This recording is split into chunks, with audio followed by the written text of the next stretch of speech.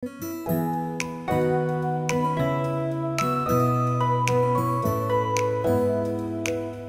ವಿಡಿಯೋದಲ್ಲಿ ಮ್ಯಾಂಗ್ಳೂರಿನ famous Mangalore buns recipe ಹೇಗೆ ಮಾಡೋದಂತ ತೋರಿಸ್ತೀನಿ. ಇಲ್ಲಿ ಬಾಳೆಹಣ್ಣನ್ನು ಬಳಸಿ ಮಾಡುವಂಥ ರೆಸಿಪಿ. ಇಲ್ಲಿ ನಾನು 2 ರೋಬಸ್ಟ್ ಬನಾನಾ ತಗೊಂಡಿದ್ದೀನಿ, ದೊಡ್ಡದು. 2 ಕ್ಯಾವೆಂಡಿಸ್ ಅಂತ ಕೂಡ ಹೇಳ್ತೀವಿ ಇದಕ್ಕೆ. ಇದನ್ನು ತಗೊಂಡು ಅರ್ಧ ಕಪ್ಪಿನಷ್ಟು ಸಕ್ಕರೆಯನ್ನು ಹಾಕಿ ಈ ಥರ ನೀವು ಸ್ಮ್ಯಾಶ್ ಮಾಡ್ಕೋಬೇಕು. ನಿಮ್ಮ ಹತ್ರ ಈ ಬಾಳೆಹಣ್ಣು ಇಲ್ಲ ಅಂದರೆ ನೀವು ಏಲಕ್ಕಿ ಬಾಳೆಹಣ್ಣನ್ನು ಕೂಡ ಬಳಸ್ಬೋದು. ಆದರೆ ಏಲಕ್ಕಿ ಬಾಳೆಹಣ್ಣು ಯೂಸ್ ಮಾಡುವಾಗ 4 ಯೂಸ್ ಮಾಡಬೇಕು. ನಾನಿಲ್ಲಿ 2 ರೋಬಸ್ಟ್ ಬನಾನಾ ತಗೊಂಡಿರೋದ್ರಿಂದ 2 ಸಾಕು. ಏಲಕ್ಕಿ ಬಾಳೆಹಣ್ಣು ಆದರೆ 4 ತಗೋಬೇಕು, ಯಾಕಂದರೆ ಚಿಕ್ಕದಿರುತ್ತಲ್ಲ ಸೈಜು. ಈಗ ಇದು ಚೆನ್ನಾಗಿ ಮಿಕ್ಸ್ ಮಾಡಿದ ಮೇಲೆ ಕೈಯಲ್ಲಾದರೂ ಮಿಕ್ಸ್ ಮಾಡ್ಕೊಳ್ಳಿ, ಇಲ್ಲ ನಾನು ಹೇಗೆ ಮಿಕ್ಸ್ ಮಾಡಿದ್ದೀನಿ ಅದೇ ಥರ ಮಿಕ್ಸ್ ಮಾಡ್ಕೋಬೋದು. ಸಕ್ಕರೆ ಚೆನ್ನಾಗಿ ಕರಗಿದ ಮೇಲೆ ಅರ್ಧ ಕಪ್ಪಿನಷ್ಟು ಮೊಸರನ್ನು ಹಾಕ್ಕೊಳ್ಳಿ. 1 ಟೇಬಲ್ ಸ್ಪೂನ್ನಷ್ಟು ಜೀರಿಗೆ, ರುಚಿಗೆ ತಕ್ಕಷ್ಟು ಉಪ್ಪು, ಆಮೇಲೆ ಅರ್ಧ ಟೀ ಸ್ಪೂನ್ನಷ್ಟು ಬೇಕಿಂಗ್ ಸೋಡಾವನ್ನು ಹಾಕ್ಕೊಳ್ಬೇಕು.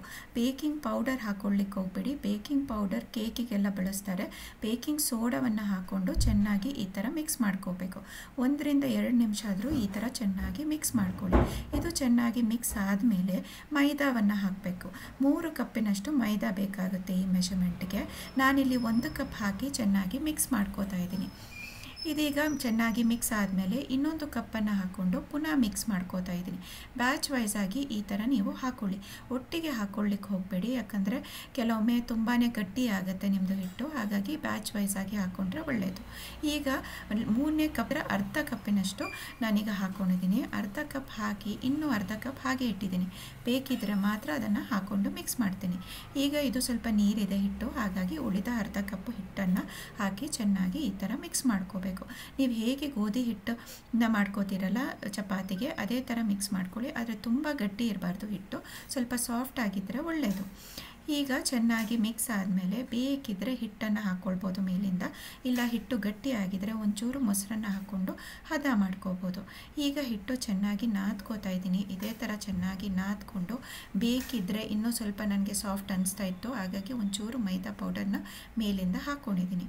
ಸ್ವಲ್ಪ ಹಾಕ್ಕೊಂಡು ಚೆನ್ನಾಗಿ ಮಿಕ್ಸ್ ಮಾಡ್ಕೊಂಡಿದ್ದೀನಿ. ಮೇಲಿಂದ ಈಗ 1 ಟೇಬಲ್ ಸ್ಪೂನಷ್ಟು ಎಣ್ಣೆಯನ್ನು ಹಾಕ್ಕೊಂಡು ಈ ಥರ ಚೆನ್ನಾಗಿ ಮಿಕ್ಸ್ ಮಾಡಬೇಕು, ಯಾಕಂದರೆ ನೀಟಾಗಿ ಚೆನ್ನಾಗಿ ಮಿಕ್ಸ್ ಆಗುತ್ತೆ, ಆಮೇಲೆ ಕೈಗೆಲ್ಲ ಅಂಟಲ್ಲ. ಹಾಗಾಗಿ ಈ ಥರ ಮಾಡಿಕೊಂಡು ಇದನ್ನು ನಾವು ಸೈಡಲ್ಲಿ ಇಡಬೇಕು.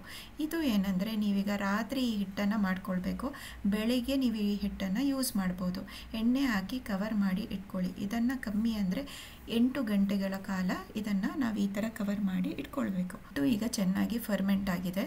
ಇದನ್ನು ನಾವೀಗ ಬನ್ಸನ್ನು ಮಾಡ್ಕೊಳ್ವ. ಇದರಿಂದ ಈಗ ನಾನು ಚಿಕ್ಕದಾಗಿ ಬಾಲನ್ನು ಮಾಡ್ಕೊಳ್ತೀನಿ. ಅದರ ಮೊದಲು 1 ರೌಂಡ್ ನೀವು ಚೆನ್ನಾಗಿ ಹಿಟ್ಟನ್ನು ನಾದ್ಬಿಟ್ಟು ಆಮೇಲೆ ಬಾಲನ್ನು ಈ ಥರ ಮಾಡ್ಕೊಳ್ಳಿ. ಚಿಕ್ಕದಾಗಿ ಉಂಡೆ ತಗೊಂಡು ಸ್ವಲ್ಪ ಮೈದಾ ಹಿಟ್ಟನ್ನು ಹಾಕ್ಕೊಂಡು ಈ ಥರ ನೀವು ಲಟ್ಟಿಸ್ಕೋಬೇಕು. ಇಲ್ಲ ಕೈಯಲ್ಲೇ ಲಟ್ಟಿಸ್ಲಿಕ್ಕೂ ಬರುತ್ತೆ, ಯಾಕಂದರೆ ತುಂಬ ಸಾಫ್ಟ್ ಇದೆ. ಹಾಗಾಗಿ ಕೈಯಿಂದನೂ ನೀವು ಲಟ್ಟಿಸ್ಕೋಬೋದು, ಇಲ್ಲಾಂದರೆ ಕೋಲನ್ನು ಬಳಸಿ ಲಟ್ಟಿಸ್ಬೇಕು. ತುಂಬ ತೆಳ್ಳಗೆ ಮಾಡಬೇಡಿ, ಪೂರಿ ಥರ ದಪ್ಪಗೆ ಇರಬೇಕು. ಇದೇ ಬನ್ಸ್ ರೆಸಿಪಿಯನ್ನು ನೀವು ಗೋಧಿ ಹಿಟ್ಟಲ್ಲೂ ಕೂಡ ಮಾಡ್ಕೋಬೋದು, ಆದರೆ ಮೈದಾದಲ್ಲಿ ಮಾಡುವಾಗ ಸ್ವಲ್ಪ ಟೇಸ್ಟ್ ಚೆನ್ನಾಗಿರುತ್ತೆ. ನಿಮಗೆ ಹೆಲ್ತ್ ಕಾನ್ಷಿಯಸ್ ಆಗಿದ್ದರೆ ನಿಮಗೆ ಗೋಧಿ ಹಿಟ್ಟಲ್ಲಿ ಮಾಡಬೇಕಂದ್ರೆ ಇದೇ ಮೆಷರ್ಮೆಂಟಿಗೆ 3 ಕಪ್ಪಿನಷ್ಟು ಗೋಧಿ ಪೌಡರ್ನ ಹಾಕಿ ಮಾಡ್ಕೋಬೋದು.